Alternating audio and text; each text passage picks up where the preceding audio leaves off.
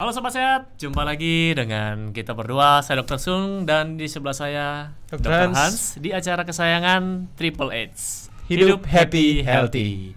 Nah, pada kesempatan kali ini saya dan Dr. Hans akan membahas pertanyaan dari Sobat Sehat. Ya. Jadi pertanyaannya di Instagram saya sih, Dok. Gak Oke, apa-apa ya? Gak apa-apa. Kemarin ini ada yang kirim voice note, Dok. Oke. Di DM. Kalau bentuk tulisan saya sudah malas kadang baca, kebanyakan panjang-panjang. Ini menarik karena bentuknya voice note. Oke. Caranya gimana, Dok? Kita dengerin aja ya, biar permisa Sobat Sehat bisa denger. Ya, boleh. Oke. Suaranya seperti ini. Dok, kenalin, saya Elisa. Saya 5 bulan ini ngelakuin diet defisit kalori. Sehari saya cuma makan 600 kalori. Berat badan saya udah turun 8 kilo. Tapi kenapa ya 2 bulan ini saya nggak mens? Oke. Dia sudah defisit kalori. Oke, udah defisit kalori. Cewek ya? Elisa soalnya namanya. Suaranya sih cewek. Suaranya cewek. Oke. Defisitnya bahkan sudah hitung kalori juga ya. Elisa udah hitung kalori. 600 kalori berarti dia ngitung loh. Oke. 600 kalori. It's very low ya. Jadi rendah banget sebetulnya kalorinya.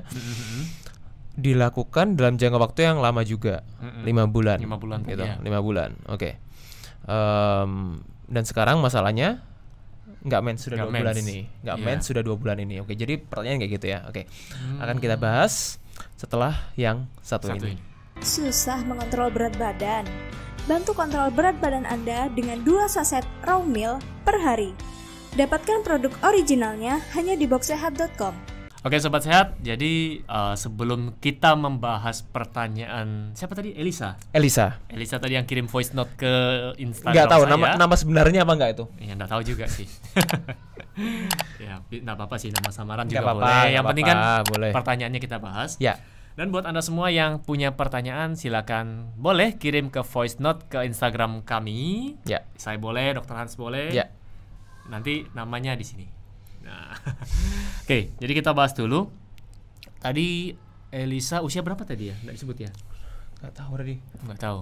20 berapa tadi ya? Nggak disebut nggak sih? Nggak tahu. Nggak ada kayaknya. Nggak ada ya? Nggak ada. Diulang ya, diulang. Lupa soalnya. Dok, kenalin, saya Elisa. Saya 5 bulan ini ngelakuin diet defisit kalori. Sehari saya cuma makan 600 kalori. Berat badan saya udah turun 8 kilo. Tapi kenapa ya 2 bulan ini saya nggak mens? Oke, nggak sebut ini ya. Oke, it's okay lah. Kita anggap usia produktif ya. Belum menopause berarti. Belum menopause. Oke, itu poinnya. Ya, terus.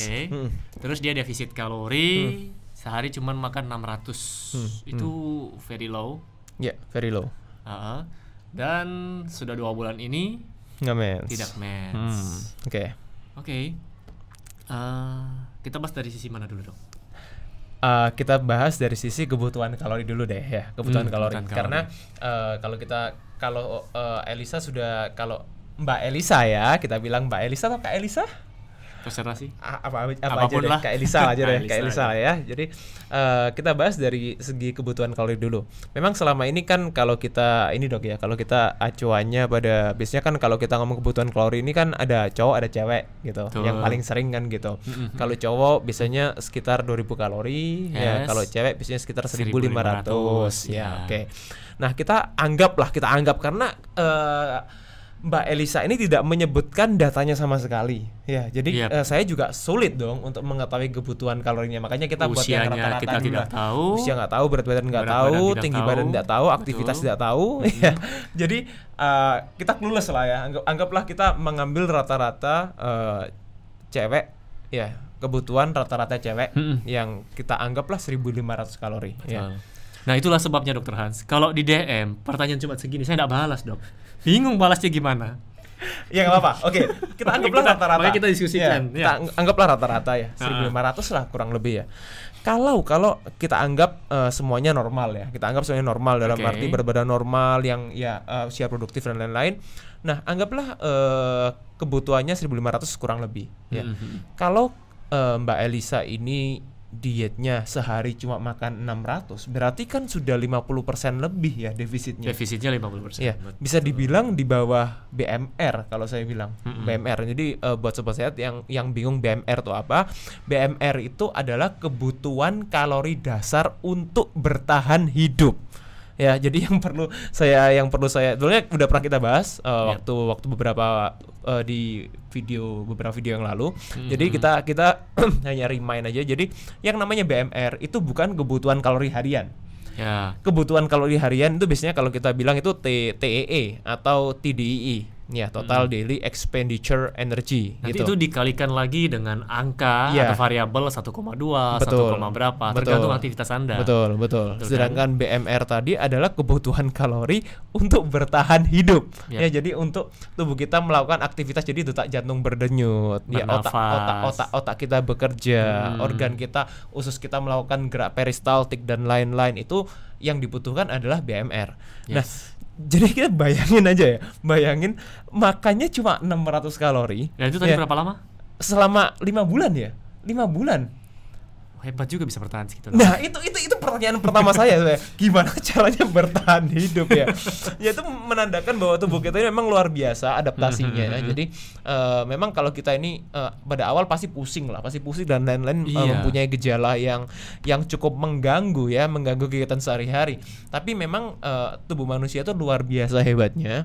Dan saya juga banyak mendapat klien saya yang juga melakukan hal-hal seperti ini sebelum saya kasih tahu gitu loh gimana benernya mereka banyak melakukan seperti ini. Nah, efeknya memang banyak sekali gangguannya, Dok. Kalau kita makan di bawah BMR ya, di bawah kebutuhan kita, otomatis kan tubuh kita ini akan melakukan penghematan yang luar biasa. Masuk ke mode power save. Iya, kalau kita bilang HP sama seperti itu ya, kita masuk ke power saving mode yang dimananya kita akan menurunkan segala sesuatunya. Gitu, menurunkan segala sesuatunya. Nah, problemnya di sini kan mens ya. Mens. Nah, kalau kita ngomongin mengenai mens ini kan berarti kita sudah ngomong mengenai hormonal. Gitu. Jadi ada beberapa hormonal kita kan banyak sekali sebetulnya di dalam tubuh kita. Nah, ini kan kita ngomongnya berarti kan berhubungan dengan hormon seks ya. Hormon seks cewek which is biasanya yang common, yang sering adalah estrogen dan progesteron gitu. Estrogen, progesteron yang terganggu karena diet yang bisa saya bilang ekstrim lah ya, Dok ya. Ekstrim, 600 kalori ini pun itu ekstrim sih, kalau menurut saya ekstrim sih. Itu memang harusnya udah disebut ekstrim diet gitu. Nah, pastinya ada gangguan. Ya, pastinya ada gangguan karena kita bilang gini deh. Sebetulnya kita mulai dari mana dulu ya? Kita mulai dari hormonal dulu ya. Hormonal yang tadi bilang kita estrogen dan progesteron itu kan pada waktu kita menstruasi itu dipengaruhi oleh yang namanya FSH sama LH gitu. Jadi itu follicle stimulating hormone sama luteinizing hormone. Jadi itu dua hormonal yang berpengaruh pada waktu siklus menstruasi gitu. FSH dan LH gitu. Nah, dua hormon ini sebenarnya kan dipengaruhi oleh hipotalamus.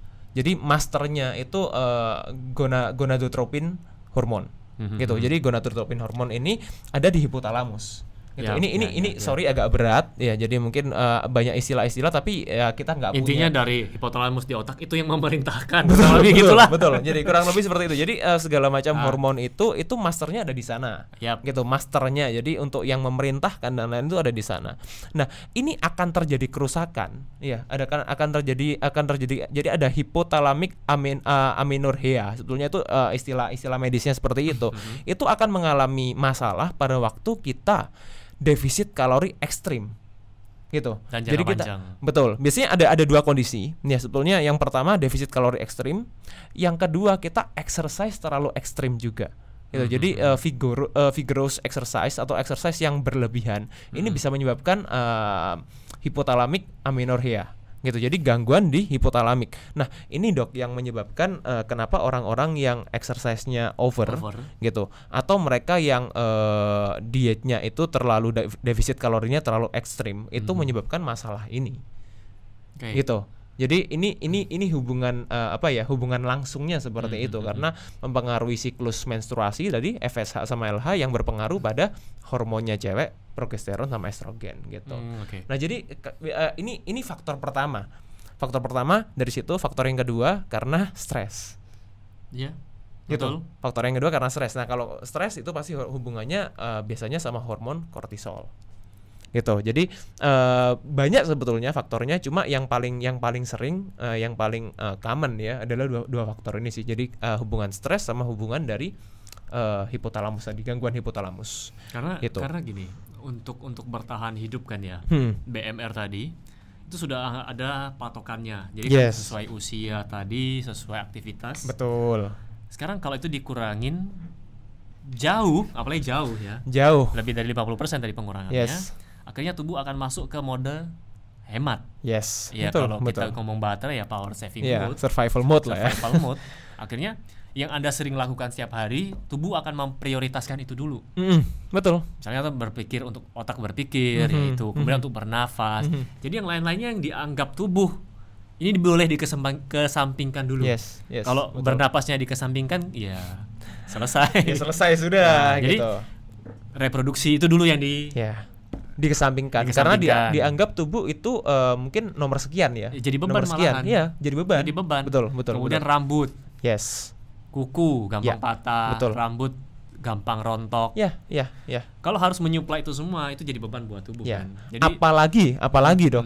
Kita kan nggak tahu ini 600 kalori yang dimakan apa. Ya itu tadi itu yang mau tanya. Iya. Karena kan dalam arti kalau kita bilang acuannya hanya 600 kalori. Dia makannya gorengan tuh sangat sedikit berarti. Makanya itu, Dok. Atau mie misalnya. Kita mie instan jumbo itu udah 400 kalori, 500 kalori. Udah lewat ya, Dok ya? Lewat, pakai telur selesai. Sekali makan berarti sehari. Itu masalahnya sih. Karena kalau memang memang sekarang untuk tracking kalori nggak susah lah ya, karena udah banyak apps mungkin kita mau tanya Google dan lain-lain itu udah nggak sulit. Cuma problemnya adalah di situ. Adalah kita tidak tahu yang 600 kalori yang dimakan ini makanan yang bernutrisi apa enggak. Even yang dimakan makanan yang bernutrisi pun itu sudah terlalu ekstrim, apalagi tadi kalau yang kita makan itu, kalau yang Elisa makan, kalau yang Mbak Elisa makan ini makanan yang tidak bernutrisi, gitu loh. Otomatis yang tadi Dr. Sung bilang bisa rambut rontok, kukunya mudah patah dan lain-lain. Saya yakin sih itu bakal kejadian, bukan cuma mensnya yang tidak teratur. Dan saya sarankan sih perbaiki pola makan Anda, kalorinya dinaikin. Kalau bisa coba periksa ke laboratorium. Saya takutnya HB Anda juga ikut rendah. Iya. Oke. Mungkin gini, efek jangka panjangnya apa nih, Dok? Kalau mungkin dari Dr. Sung nih, efek jangka panjangnya kalau cewek mungkin berpikirnya awal 1 bulan nggak mens nggak apa-apa lah, ya 2 bulan nggak mens sudah mulai tanya kita, Nah, tapi efek jangka panjangnya apa sih, Dok? Kalau dari ini, kalau dari Dr. Sung nih, organ failure ya. Organ failure. Jadi kalau cewek yang tidak mens dalam jangka waktu yang berbulan-bulan nih, anggaplah sampai 4 bulan, 5 bulan, 6 bulan, gimana, Dok? Iya, tetap harus, itu harus diterapi. Harus diperbaiki, makannya dibenerin. Ada pasien datang ke saya, sama kasusnya, tidak mens bahkan lebih dari 1 tahun. Nah ini efeknya gimana nih, Dok? Dari kesehatan gimana nih? Ya itu, saya tanya, diet ketat, olahraganya apa? Lari. Cewek olahraganya lari, dietnya terlalu ketat, ya wajar, tidak mens. Ya saya bilang perbaiki makanmu. Jadi kalorinya dinaikin dulu. Ya, saya bantu terapi dengan akupuntur. Sama dia sambil konsultasi juga dengan dokter ginekologi. Dokter kandungan lah. Kita ngomong dokter kandungan. Ya, dia bilang kalau saya dikasih obat, saya mens. Kalau tidak dikasih obat, berhenti lagi mensnya. Ya, karena permasalahannya bukan di obatnya sebetulnya. Nah, terus sel telurnya kecil, sangat kecil katanya. Ya itu tadi, nutrisi itu berperan penting. Memang kalau kita mau bahas mengenai menstruasi sendiri kan luas banget ya, Dok ya, dan permasalahannya pasti hormonal. Cuma hormonal itu sendiri juga dipengaruhi oleh nutrisi juga gitu. Biasanya memang tidak satu-satunya yang mempengaruhi nutrisi, cuma sebagian besar, bahkan kalau saya bilang sih most probably ya yang mempengaruhi adalah apa yang kita makan kan gitu. Betul.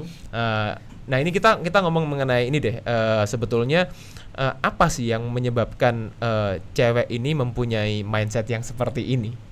Kejar kan target gitu, mungkin. kejar target ya. Jadi kan kita udah bahas mengenai penyebabnya nih, kan? Jadi mungkin penyebabnya karena masalah gangguan di hipotalamusnya, gangguan di stres tubuhnya dan lain-lain, kekurangan nutrisi yang menyebabkan dia punya masalah hormon. Tapi sebenarnya kalau kita tarik mundur lagi nih dok, ya kan banyak nih kejadian-kejadian seperti ini. Banyak cewek yang mereka beranggapan bahwa semakin sedikit kalori yang mereka makan, itu akan membuat diet mereka semakin sukses, gitu. Oke. Ibaratnya kalau saya sering ngomong gini, makan asal bisa bertahan hidup, itu udah cukup, gitu. Nah ini yang menyebabkan mereka ini akhirnya permasalahan-permasalahan yang lain-lain ikut muncul, gitu loh. Salah satunya kan mens ini, gitu loh. Nah tapi kalau kita mau tarik mundur, kenapa sih kok mereka itu punya pemikiran yang seperti itu, gitu loh? Ya itu kemarin kita sudah bahas kan sama salah satu psikolog. Itu jalan pintas. Iya, gitu. Paling cepat yang bisa didapat kan manusia nyaman dengan itu. Betul. Jadi nyaman dengan cepat dapat hasil. Bukan nyaman dengan prosesnya kan. Yes. Jadi saya nggak tahu, mungkin saya nggak tahu apa yang mendorong orang untuk melakukan diet ketat. Pokoknya ingin cepat dapat hasilnya. Saya nggak tahu, tiap orang punya alasan sendiri-sendiri. Tapi kembali lagi ya harus belajar bagaimana caranya untuk mengejar apa yang dicapai. Betul. The point is faster is not better. Ya, jadi lebih cepat itu belum tentu lebih baik. Betul. Gitu. Jadi mau di bidang apapun sih. Di bidang apapun. Mau cepat kaya, Anda ngerampok di ATM juga. Pakai tuyul. Masih ada dong pakai tuyul. Nggak tahu. Itu malah gimana ya? Iya. Ya itu. Jadi ya the point is, jadi memang kita udah jawab ya, cuma pesan inilah kita bilang pesan moralnya lah ya. Saya yakin banyak sobat sehat juga, terutama cewek ya. Kalau cowok sih jarang sih dok kayak gitu. Biasanya mereka masih nggak terlalu se-ekstrim cewek ya dietnya. Ada juga sih. Ada terutama cowok-cowok yang agak punya berkepribadian berbeda gitu. Cuma kadang cowok lebih cuek. Iya, betul. Lebih banyak cewek mungkin yang biasanya dietnya memang ekstrim kayak gini. Jadi kita sangat tidak menyarankan ya, terutama cewek juga, karena cewek memang mempunyai siklus menstruasi. Kalau cowok kan nggak punya. Betul. Gitu, kalau cowok nggak punya, cewek punya, dan which is itu harus lebih diperhatikan bagaimana siklus menstruasi itu tetap harus lancar. Jadi kalau tidak dibuahi ya, ovulasi itu kan harus dikeluarkan melalui menstruasi itu tadi gitu. Jadi itu yang harus ditekankan ya. Jadi cewek jangan melakukan defisit kalori terlalu ekstrim ya. Yang saya bilang terlalu ekstrim itu adalah di bawah BMR. Nah gitu ya. mungkin Jadi para sobat sehat yang nonton video kita ini bingung apa itu BMR. Nanti kita akan kasih rumusnya di sini. Boleh Ya. Atau Anda bisa cek di aplikasi ya. Sekarang banyak ya. Anda tinggal cari keywordnya di Google atau di Play Store ya, di Google juga bisa. Cara menghitung BMR. Cara menghitung how to calculate your BMR, my BMR. Sesuaikan dengan aktivitas Anda, usia Anda. Nanti tinggal dimasukin angkanya. Betul. Gampang banget sih. Gampang banget sih, dok. Sekarang udah banyak yang instan ya. Udah banyak cara menghitung BMR yang instan. Nah, tapi setelah dapat BMR itu bukan kebutuhan kalori kalian.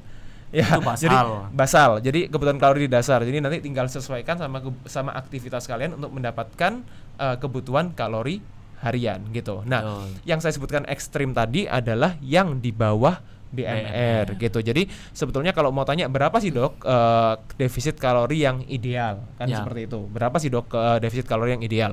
Defisit kalori yang ideal itu saya tidak bisa menyebutkan dalam arti semua orang pasti sama ya, karena tergantung dari aktivitasnya tadi. Betul. Gitu. Kalau untuk orang yang aktivitasnya itu misalnya mereka aktivitasnya tinggi nih, aktivitas fisiknya tinggi dalam arti kita bilang kerjaannya kontraktor lah atau kerjaannya dalam arti pekerjaan yang membutuhkan aktivitas yang cukup berat, itu ya memang kita tidak bisa memotong kalorinya terlalu banyak. Tapi kalau yang aktivitas hariannya cuma di kantor, terus cuma duduk, ngetik dan lain-lain, itu mungkin bisa defisitnya mungkin lebih banyak. Nah, lebih banyaknya mungkin biasanya yang saya berikan batasan maksimal itu 30%. 30% dari kebutuhan kalori harian, bukan dari BMR.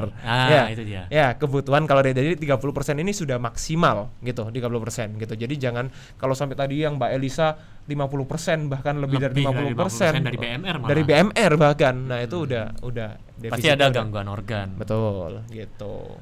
Oke, mungkin video kita kayaknya cukup panjang, Dr. Hans. Cukup panjang. Semoga bisa Anda mengerti. Dan buat Anda yang masih punya pertanyaan seputar gaya hidup, kesehatan, happy juga boleh. Ya, seputar diet, nutrisi, kesehatan apapun bisa komen, bisa dalam tanya. bentuk voice note ya. Ya, karena lebih menarik untuk dibahas. Saya malas baca, Dok, lagi panjang-panjang. Ini golongan orang Indonesia yang malas baca. Malas baca komen. Oh, malas baca komen. Iya. Iya. Oke. Iya juga jadi Oke, jadi bisa langsung bisa langsung tanya ke kita ya, bisa langsung DM aja ya, DM di IG ya, DM di Instagram. Nanti kita akan pilih yang belum pernah kita bahas, yang menurut kita menarik, kita akan bahas di podcast kita yang selanjutnya. Yes, oke. Sekian video dari kita. Bisa buat kalian yang mungkin masih mau tanya, bisa tanya di kolom komen. Kalau yang merasa menarik bisa di-share, bisa di-subscribe juga. Oke, sekian video dari kita. Be happy and stay healthy. See you.